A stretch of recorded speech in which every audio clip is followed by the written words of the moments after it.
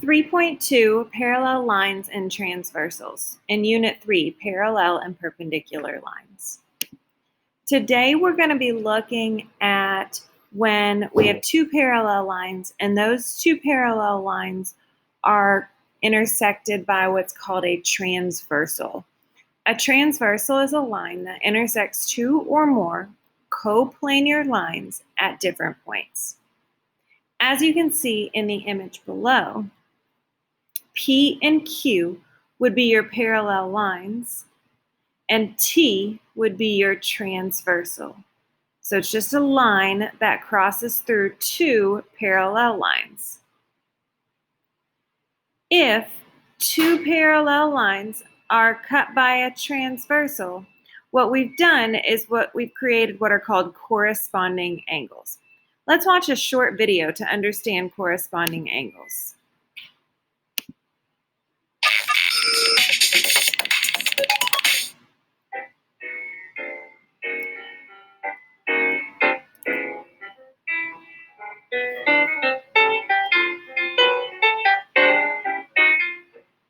Hey everyone, thanks for joining me on this lesson. We are going to start out in my home state of New York, home of the Statue of Liberty, the world's best pizza, seriously the best, and the home of the world famous New Year's Eve ball drop at Times Square.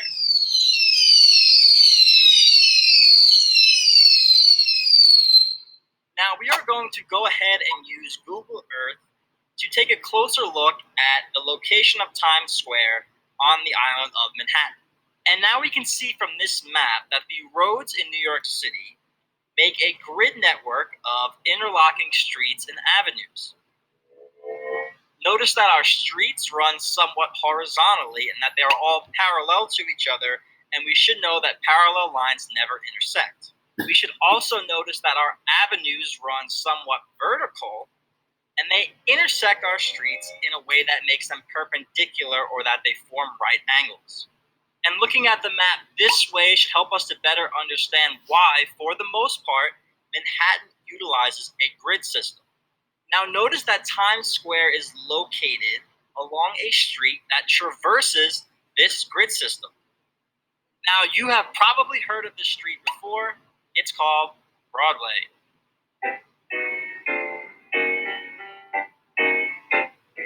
And Broadway is unique because it does not run parallel to any of the other streets on the grid. And when parallel lines are cut by transversals, like in the case of the street map, we have some very unique and characteristic angle relationships, which we are going to go ahead and explore further in this lesson. So let's call an Uber and get out of the city. So now let's go ahead and extend our thinking. We can start out by looking at two parallel lines, and we'll say that ZF is parallel to JK,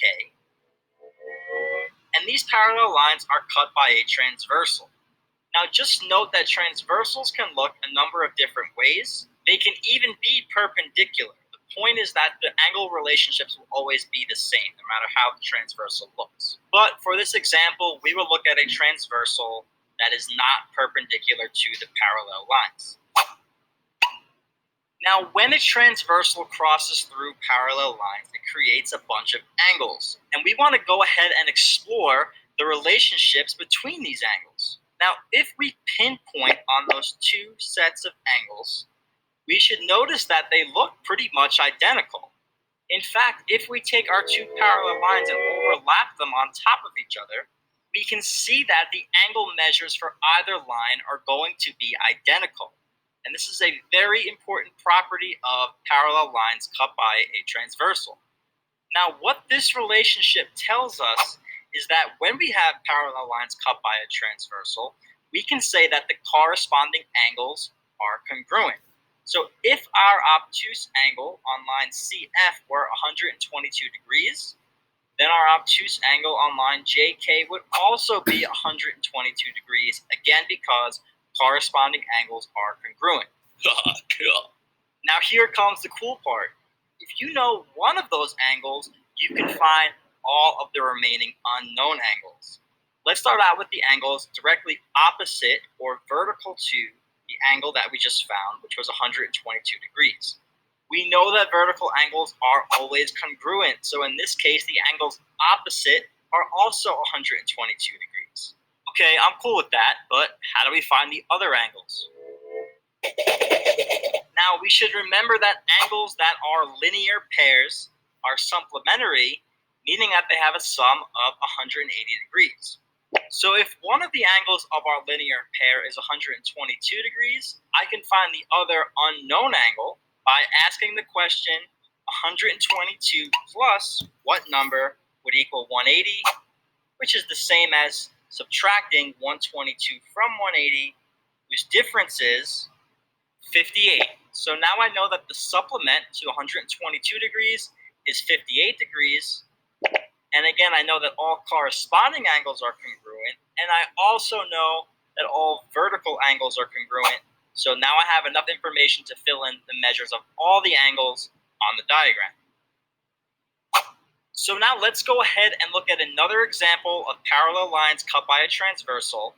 And we'll try to make some generalizations about the relationship between the angles that are formed. So let's just say that we know that one of those purple angles has a measure of 30 degrees. Because we know that corresponding angles are congruent and that vertical angles are congruent, we know that all of the purple angles have a measure of 30 degrees. We also know that all of the orange angles have a measure of 150 degrees because they are linear pairs, meaning they are supplementary. So 180 minus 30 is equal to 150. And again, this should really drive home the fact that if you know one of those angles, you can find all of the angles. Now, since we are all about visual learning here at Mashup Math, I want to share with you guys something that I call the X's and O's mindset. Ooh. This is a helpful little technique for you to better understand the relationship between the angles in any situation involving parallel lines cut by a transversal. Now, this mindset involves differentiating between the obtuse angles and the acute angles using some kind of a diagonal mark. So in this case, I have a diagonal orange streak for the obtuse angles and a diagonal purple streak for the acute angles. Next, I'm going to label all of the acute angles with the letter X and all of the obtuse angles with the letter O.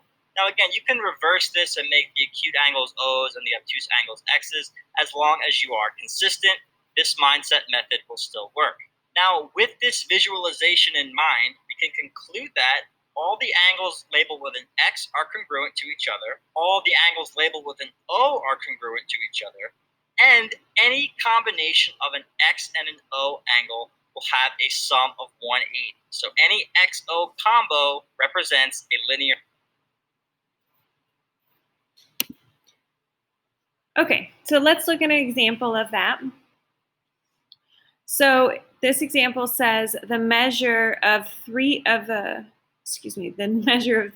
numbered angles is 120 degrees. Identify those angles and explain your reasoning. So what I like to do here is just begin by thinking about what is obtuse and what is acute. So this given 120 degree angle is obtuse. Anything larger than 90 is obtuse. So this is that X's and O's concept. So that means across or vertical would be obtuse, right? And if the diagonal going down are the obtuse angles and the diagonal going down are the obtuse angles. So here's another obtuse angle and here's another obtuse angle. So as soon as I find all the obtuse angles, I found every single one that has a measure of 120 degrees. And this doesn't necessarily ask for me to determine the other four angles, but for understanding, I'm going to go ahead and do that. So remember, there are 4 obtuse and 4 acute. So I can now find all of the obtuse angles, all of the acute angles by finding the linear pair. Okay, so for example, and I could do this with any of them, but 120 and 2 are a linear pair. So I can find angle 2 by taking 180 degrees and subtracting 120. And that's going to tell me that my acute angle is 60 degrees. And so what's going to happen here is every single acute angle is going to be 60 degrees. So vertical from angle 2 is angle 3, and it's 60. And here's an acute angle, angle 6, it's 60. And then this acute angle is also 60. So you only ever have two angle measures, whatever the measure of the obtuses are and whatever the measure of the acutes are, right? So the explain your reasoning is what we need to talk about now.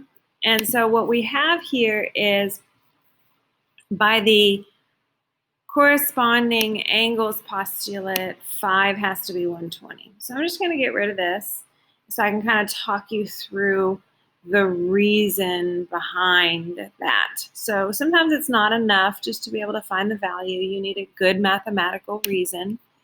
So this says that we can find angle 5 because it corresponds with angle 20, meaning they're in the same position. If we think about this vertex, this intersection point on all these angles, 120 is in the top left position, and 5 is also in the top left position. So they're corresponding.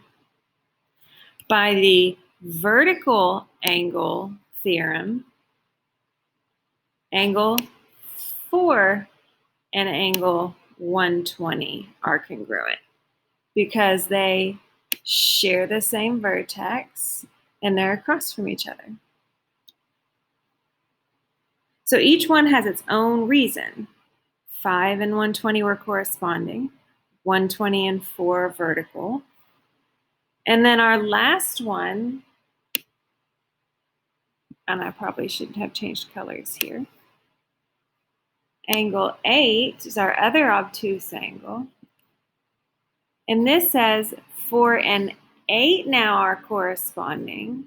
So 8 has to also be 120. Right? We knew 4 was 120 because of vertical angle theorem. And so now we're saying, okay, well, these correspond with each other. From the vertex, this is in the bottom right position. From the vertex, this is in the bottom right position. So 8 corresponds with 4. So they both have to be 120 degrees. So those are your reasons behind. All right, moving on. There are some more vocabulary that we need to understand to help us quickly figure out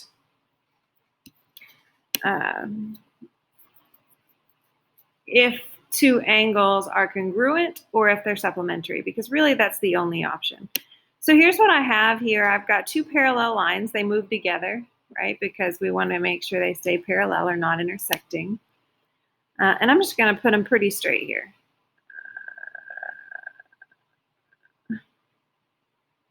Well, it's about as straight as I can get, I think. And so you can see here, they've marked a corresponding angle at the transversal. And I can also move this transversal. And what you're going to notice is even though I'm moving this transversal, and I'm not sure why it's not showing the corresponding one, we'll keep it over here. How about that? These angles are staying exactly the same measure, right? So no matter where that transversal cuts through, those corresponding angles, those angles in the top right-hand position are staying the same. And there are 4 sets. So we have top right, top left, bottom right. So there are 4 sets of corresponding angles. Okay. Now I want to show you what are called alternate interior angles.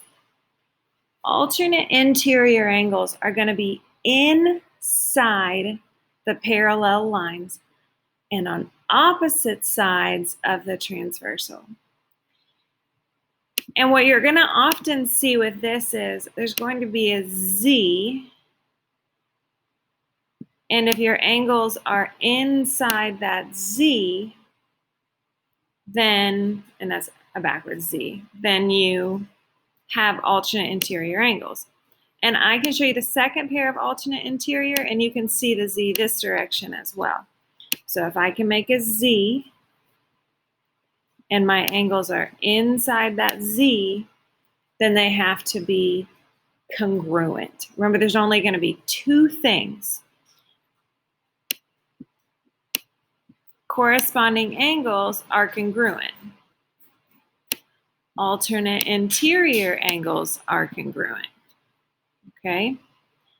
Now let's look at alternate exterior. I hope you have an idea of where alternate exterior would be. Exterior because they lie outside the parallel lines, and alternate because they're on opposite sides of the transversal. So you can see how these angles are now outside the parallel lines and on opposite sides of the transversal. And they are also congruent.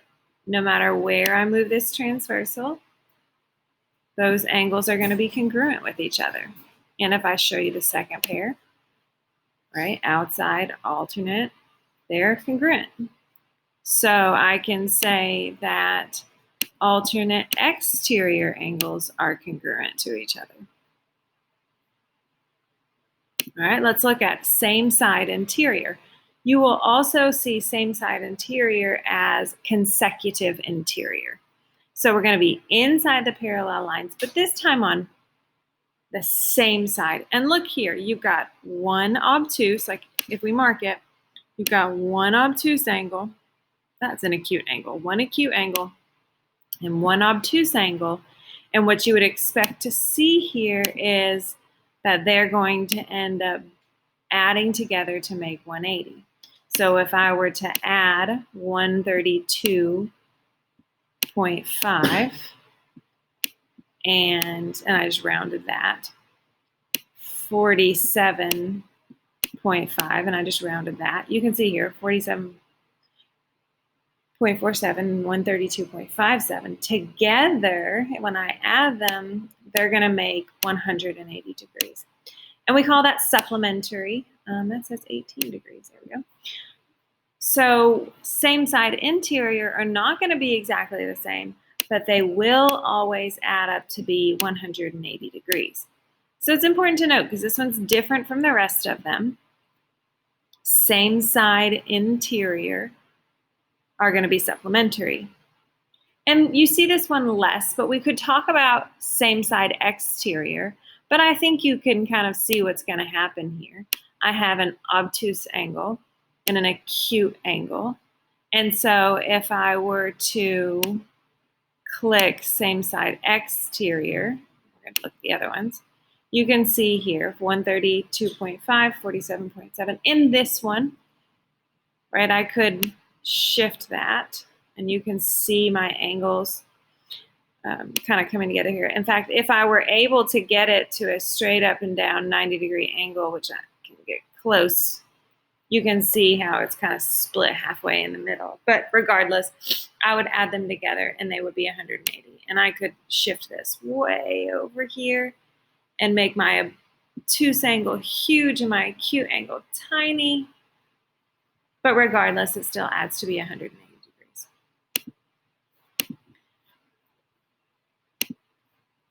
Okay, so let's let you get that down in your notes. So now would be a great time to pause and write down the vocabulary words you see here.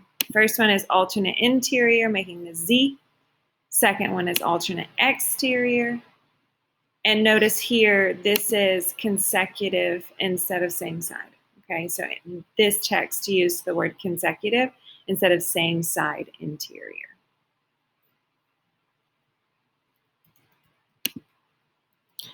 All right. So we have the measure of angle 1 being 105 degrees right here. We've got 105 degrees. And so what we want to do is we want to find the measure of all the rest of the angles. That's the easy part, right? But then after we do that, we want to tell how we know that. So I'm just going to make a note here. This is obtuse, right? So my obtuse angles are going to be these. And they're all going to be congruent to each other. And so that tells me that 1, 4, 5, and 8 are all going to be 105 degrees. And I didn't put angle 1 because that was given. Then I would need to go in and find all the acute angles. And I can do that easily. I can take 180 degrees because these make a linear pair. They're supplementary. And subtract 105 degrees. And that's going to give me 75 degrees.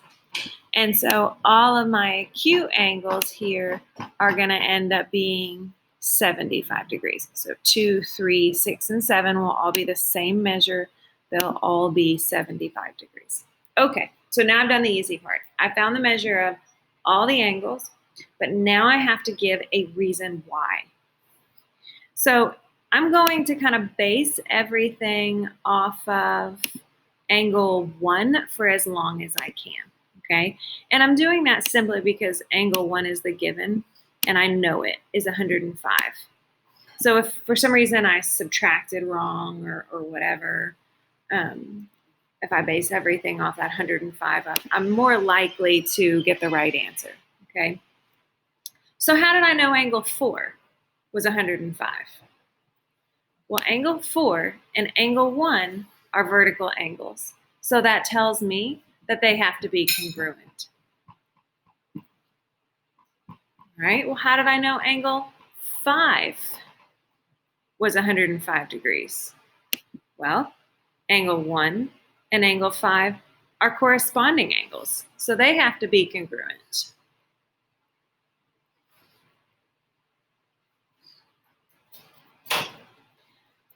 All right, how about angle 8? Angle 8 and angle 1 are alternate exterior angles, and so they have to be congruent. So just moving around the angles, I'm just looking at the relationships to determine how do I know for sure that all those angles are 105 degrees. All right, let's move to angle 2. How did I know angle 2 was 75? Well, angle 1 and angle 2 are a linear pair, meaning together they make 180 degrees. How about angle 3? How did I know angle 3 was 75? Well, angle 1 and angle 3 are a linear pair, so they have to be supplementary. Okay, how about 6? How about angle 6? Well, angle 2 and angle 6 are corresponding. And we already determined that angle 2 is 75 degrees. So that means angle 6 has to be 75 degrees. And what about angle 7? Well, angle 7 and angle 6 are vertical angles. And we already knew angle 6 was 75 degrees. So angle 7 has to also be 75 degrees.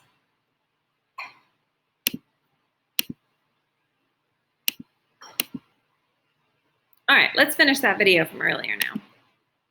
Near pair. So now let's go ahead and apply this XO mindset to an example question involving some algebraic expressions. So in this example, we want to find the value of x and find the angle measure of all the angles in the diagram. So in this case, we'll label our obtuse angles with x's and our acute angles with o's. And remember those angle relationships. Now in this case, we can see that our two algebraic expressions are both o's. So I know that I have to set them equal to each other since those two angles are congruent. And now all we have to do is solve. We can subtract x on the left side of the equation and subtract 26 on the right side. We can simplify and come to a solution that x has a value of 6. Now we are not finished here. In order to find the angle measures, we have to substitute 6 back into each expression. Doing that gets us an angle measure of 38 degrees for all of the acute angles, the O's, and subtracting that from 180 gives us 142, which is the measure of all the obtuse angles, and now we have completed the entire diagram. So you may choose to use the XO method or some similar color coordinating method to better help you visualize the relationship between the angles that are formed when we have parallel lines cut by a transversal. So go ahead and use any method that you would like and try this problem on your own, and be sure to share your solution in the comments below. Love to hear what you guys get and see what you're thinking. All right, thank you. Okay, let's do our own example that's similar to the one that he posted. It says find the value of x. And we could go further and we could find the value of all the angles, and we might do that just for time's sake. So we're given that this angle is 115. This angle is called angle 4. We know it's not 4 degrees because it's obtuse and also it doesn't have a degrees symbol. And then it tells us that this acute angle is 105 degrees. So let me just mark all my obtuses. So I'm going to mark here. These are obtuse, meaning these are obtuse. And then I'm going to mark all my acute. So the other direction is acute, and the other direction is acute. So we have one obtuse angle that's given and one acute angle that we're looking for, okay? So we know that angle 4 and angle x plus 5 are same side interior or consecutive interior. And we know that angle 4 and angle 5 have to be the same because they're vertical angles. So that tells me that angle 4 is 115 degrees. So I might just mark that on my diagram. Angle 4 is actually 115 degrees. And then I know that angle 4, which is now 115, and angle x plus 5 are supplementary to each other because there's one acute and one obtuse. So I can make an equation. Angle 4 plus plus x plus 5 is 180. And then just substitute that 115 for angle 4. And then from here it's simple. Combine like terms to get x plus 120 is equal to 180. And then just subtract 120 to get x equals 60. If I wanted to go one step further to actually find the measures of all of the blue, because I already know all these purples are 115, I could simply plug 60 in.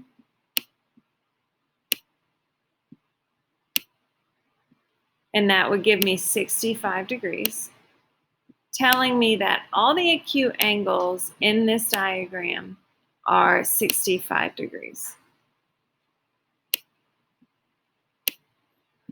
And this would also help me check to make sure that I have the right answer, because I want to make sure that across the top of my picture, or really anywhere two of these angles come together, where they create a line, when I add 115 plus 65, I actually get 180 degrees, which I do.